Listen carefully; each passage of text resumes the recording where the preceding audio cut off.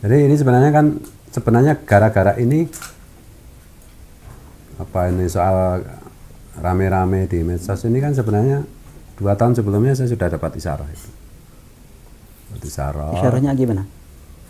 Ya bahwa saya itu menjadi rajanya orang-orang yang mengaku dirinya Arab dan keturunan Nabi. Kok raja ya? Apa saya harus menyerang Iran apa gitu?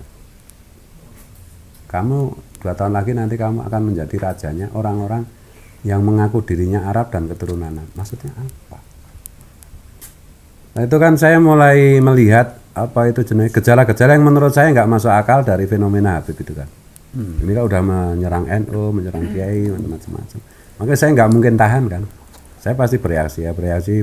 Makin lama makin naik, kemudian terjadi percobaan itu, teskis persekusi di sini itu. Kan sebenarnya ini kan percobaan. Ternyata setelah ini kita analisis ya, ini memang secara intelijen, ini memang teskis untuk Indonesia. Kalau Jogja bisa dilawan ya. Tapi kan saya nggak ngerti itu semuanya. Awalnya itu saya nggak tahu semua. Nah, tesis Kiai Imad saya sudah tahu. Karena sudah dibicarakan Syafiq Hasyim kan waktu itu. Tapi menurut saya nggak ada ketertarikan sedikit pun dan menurutku nanti nggak apa-apa. Tapi begitu peristiwa di sini itu terjadi, saya merasa bahwa iya kan ada tesisnya Kiai Imad dan seterusnya gitu. Rangkaian itu menjadi seperti sekarang. Itu benar-benar dan akhirnya bagaimana juga saya nggak tahu. Tapi kalau Gus Abbas Buntet itu bilang nggak akan selesai ini. Harus terus-menerus dibicarakan karena akan terus-menerus muncul. Seandainya ini pun kasarannya itu bisa kita selesaikan, nanti akan muncul lagi kok. Di dalam sejarah kan sudah berkali-kali kan yang dulu dibasmi oleh Salahuddin Al-Ayyubi itu. Ya begitu, dinasti Ubaidillah itu. Kebetulan namanya sama Ubaidillah yang ngaku-ngaku keturunan Nabi. Nah, oleh karena itu kita itu tidak pernah bisa meyakini bahwa diri kita itu tahu. Benar-benar tidak tahu apapun kita itu sebenarnya. Nggak tahu, yang tahu ya hanya yang Maha Tahu itu. Saya tidak bisa mengklaim saya itu ahli tasawuf, saya nggak bisa juga. Saya kiai itu nggak bisa, bahkan menjadi kiai pun saya itu sudah nggak merasa bisa mengklaim. Mungkin ada. Makanya kalau bagi saya itu soal habaib itu versi. Saya melihatnya sebagai versi ini versi Alawi, ini versi Kiai Imad, mungkin ada versi yang lain lagi.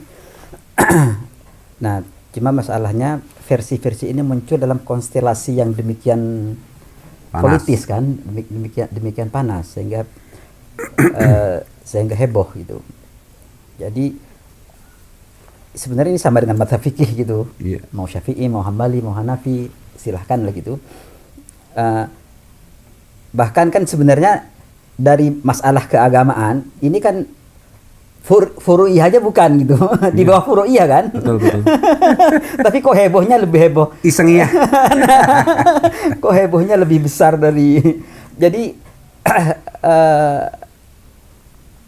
kalau tidak dalam konstelasi politik yang panas, sebenarnya ini tidak akan seperti ini menurut saya.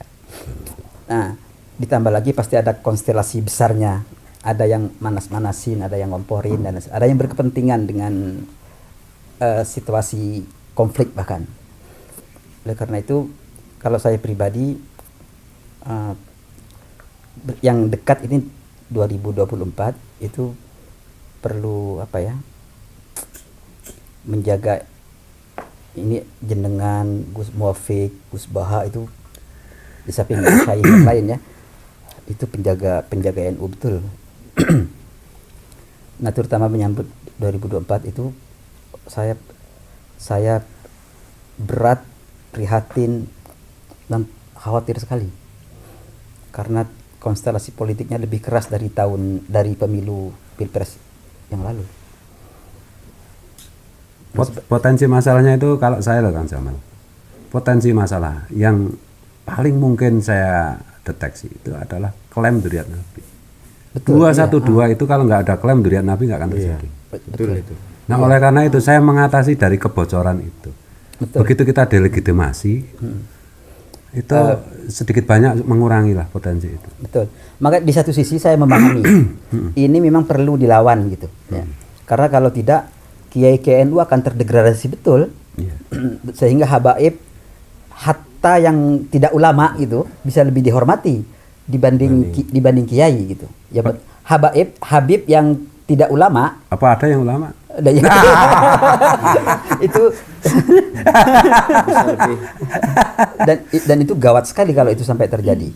Kalau itu sudah terjadi. Kalau kiai-kiai itu terdegradasi betul gitu, wah itu gawat. Tapi di sisi lain, jadi dalam konteks itu memang perlu dilawan. Tapi di sisi lain, ini kan head to head, berhadap-hadapan betul antar yang pro dengan yang katakanlah kontra habaib gitu, berhadapan-hadapan betul. Dan ini elit NU, elit ulama, elit sosial. Nah, kalau elit sosial berhadap-hadapan, itu dampaknya ke bawah akan dalam. Karena netizen itu, Nahdliyin, akar rumput itu adalah korban langsung. Bagaimana mereka istrinya direbut, hartanya direbut, anaknya dikawin dengan tidak bertanggung jawab, dihamili untuk dibuang. Itu mereka semua adalah korban. Bagaimana kiai-kiai mereka yang kiai kampung diinjek-injek. Iya. Itu. Apalagi di Kalimantan, hotel diminta, mobil diminta, istri. Di Papua aja ada begitu, di Sulawesi, di Sumatera, dimanapun. Yang aman itu kan kelompok Syekh Nawawi Al-Bantani. Karena mereka punya sejarah hitam kelam dengan Mufti Batavia itu. Sehingga mereka terus-menerus menjaga elan vital perlawanan. Maka munculnya juga awalnya dari Banten, geger Cilegon itu ketika Mufti Batawi memfatwakan Qadiriyah Naksabandiyah sesat itu. Sekarang juga diakhiri di Banten dengan munculnya tesis Kiai Imam. Masalahnya gini loh Kang Jamal, kalau itu ada satu aja bukti data yang mengatakan bahwa mereka itu patut diduga masih membawa darah Rasulullah, itu enggak masalah. Dan pemicunya kan gini ya, kalau secara politik itu gini, karena dampak buruknya pengakuan sebagai dzurriyyat Nabi itu nyata. Betul. Lah kenapa kiai-kiai itu enggak begitu peka? Karena kiai enggak pernah jadi korban penipuan mereka. Paling dihina, nggak pernah diminta istrinya, nggak pernah diminta anaknya, nggak pernah dihamili anaknya, nggak pernah masalahnya. Nah menurutku loh, kekhawatiran saya itu sih, di bawah banyak korbannya, iya, yang mengatasnamakan Habib. Iya. Ya gitu lah, anunya. Konstelasi realnya ya. Iya. Kamu beli 200 juta, suruh beli 650 juta. Iya kayak gitu, berkah. Rakyat kecilnya kayak gitu. Dan mengatasnamakan darah kanjeng Nabi, mereka itu ketakutan, takut kuala, takut ini. Ya karena juga ditakut-takuti. Iya. Di Kalimantan tuh tuan guru itu udah dibilang saya itu siapa? Guru Zamzam, Fahmi Zamzam itu kan sepuh senior dan itu santrinya abahnya Said Muhammad, bukan santrinya Said Muhammad, abahnya. Jadi kayak Mbah Maimun Jubair kalau di sini. Didatangi, ditamperin anak-anak muda FPI itu loh. Gimana kayak gitu? Mereka gitu kan. Tapi karena ini dzurriyyat Nabi, takut wala. Dan itu bukan hanya sekali dua kayak gitu. Jadi di Kalimantan itu ya sebenarnya ya potensi bunuh-membunuhnya besar banget. Besar banget. Orang kan mengira hanya sekedar di medsos gini. Oh enggak. Di level akar rumput, apalagi kejawen, udah merasa leluhurnya dihina. Itu yang aku yang heran yang kejawen itu. Oh iya. Tiba-tiba bermunculan dan keras loh. Yang kejawen-kejawen itu loh. Oh ya iya. Melawan dengan keras ya. Iya. Jadi kalau Wali Songo dianggap tidak dzurriyyat Nabi ya mereka yang pertama kali tersinggung gitu. Orang yang paling dihormati oleh orang-orang Jawa tiba-tiba didegradasi begitu, disepelekan. Ya jadi potensi, dan mereka itu nggak mau apalah, sebenarnya kan gampang kan. Oke lah mereka diam, calling down, nggak usah bikin gerakan apapun kan soalnya nantang terus sih. Jadi kan kita itu, aduh, di satu sisi aku nggak ingin kamu itu dibunuh oleh pribumi, tapi kok kamu itu nggak mau berhenti juga, gitu loh. Kok kayak gitu, kayak meledek gitu loh. Saya nggak takut dengan Kiai Mas, saya nggak takut dengan diri saya nggak takut dengan siapapun, saya takut dengan netizen. Karena itu ada Vox Populi itu, suara netizen, ada suara Tuhan. Dan ini Nahdliyin, beda dengan misalnya orang Muhammadiyah nggak menghargai Habib.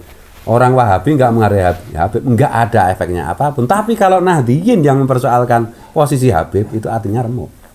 Tapi ini tadi memang ya ini politis. Tetapi kalau ditanya apakah saya, apakah Kiai Imad, apakah Mogi, apakah Tubagus Nur Fadil, apakah Syarif Rahmat itu menyengaja membuat agenda, enggak.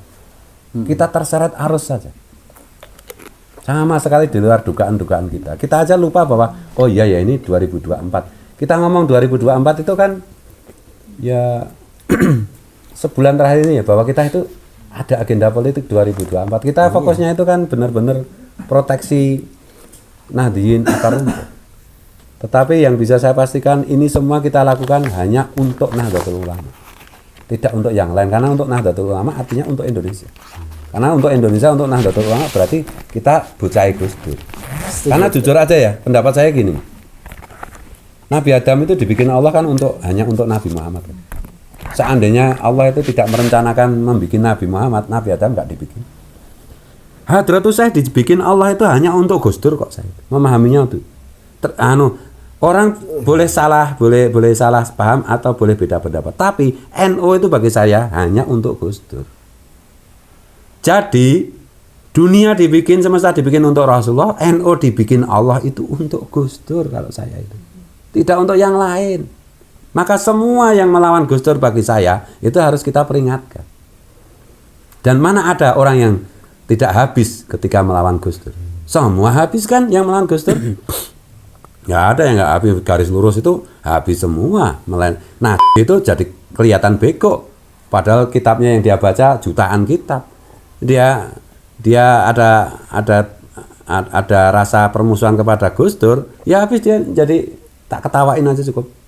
Nah, oleh karena tentu persepsi tentang Gus Dur itu bisa berbeda-beda ya, karena Rasulullah juga wafat itu sahabatnya ikhtilafnya luar biasa. Tetapi bagaimanapun juga kita itu tetap aja yang menyatukan kita itu Gus Dur. Gitu loh. Kalau saya begitu, kebetulan ada story juga di keluarga saya bahwa Gus Dur ketika masih anak-anak dibawa abahnya ke rumah kakek saya bilang, Abdurrahman besok menjadi raja cuma sebentar. Tapi maknanya dalam. Jadi makanya Gus Dur jadi presiden itu bagi saya nggak kaget loh. Kakek saya udah bilang tahun 40 berapa gitu. Kakek saya meninggal tahun 52. Tahun 40 sekian lah Gus Dur itu masih anak-anak, masih belum sunat. Abdurrahman itu besok jadi raja. Tapi sebentar. Tapi maknanya dalam. Saya memahaminya begitu, ke-NU-an saya adalah Gus Dur bukan yang lain. Yang terserahlah orang mau apa. Nah katanya mau menghidup-hidupkan Gus Dur. Lah Gus Dur kan nggak ada tawar-menawar, nggak ada hitung-hitungan. Sampai kursinya presiden aja direbut orang nggak apa-apa. Yang penting maju tak gentar membela yang benar.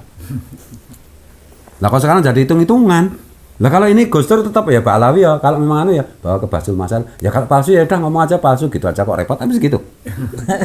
Lo katanya fikih peradaban diuji oleh apa jenis fenomena nasab palsu aja kok. Jadi mikir-mikir, dihitung-hitung itu gimana sih? Padahal katanya 4 madhab aja, daripada kita menimang-nimang 4 madhab, lebih baik kita mencari jalan terobosan baru. Ini belum tekan madhab loh. Apa jenis?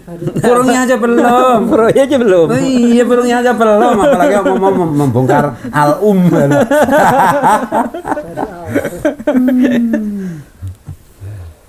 Dan lebih jauh lagi, saya memikirkan tentang populasi umat Islam. Itu yang selalu menggelisahkan saya. Karena berita-berita tentang murtadnya orang Islam, ateisnya orang Islam itu masih banget. Dan di Indonesia ateisme mulai membesar. Betul. Cuma di bawah permukaan kan. Islam tapi sebenarnya KTP-nya Islam tapi ateis. Iya. Karena kecewa dengan perform Islam yang disuguhkan, tafsir Islam yang disuguhkan tuh nggak menarik gitu. Nggak menarik sama sekali. Dan aku jengkelnya tuh gini loh, saya kan bilang, aku tertarik untuk membatalkan nasab Ba'alawi karena secara ilmiah membatal. Tapi kalau isbat tentang dzurriyyat Wali Songo macam-macam, itu saya nggak tertarik. Saya tes DNA itu hanya untuk godain para Habib aja, manas-manasin aja. Hasilnya saya keturunan Petruk Gareng, Abu Lahab, Abu Jahal, emang gue pikirin kan itu.